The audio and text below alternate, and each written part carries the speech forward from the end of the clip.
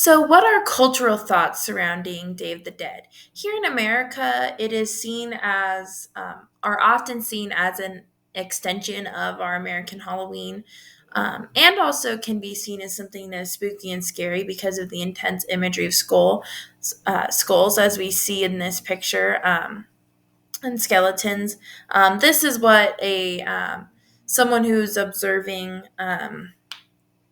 The Day of the Dead in America. This is a decoration that they might put up. We also see that it is viewed as something that, like I said, is scary or spooky because of the intense imagery of skulls. And we see that it can be negatively viewed, or I guess not negatively, but just viewed in a scary light, which isn't what it's meant to do. But we do see that this is a view that people have. Um, which this makeup look would represent that idea that that viewpoint of it being scary.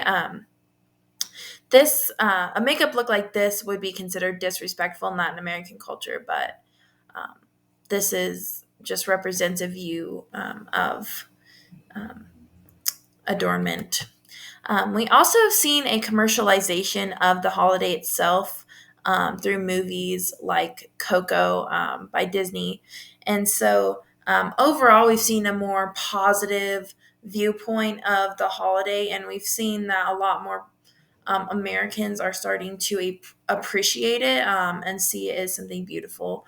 And we've seen this come to fruition through a lot of makeup looks and through the beauty industry. And this is an example of a beauty or a makeup look and adornment that an American appreciating the culture might do to observe the holiday.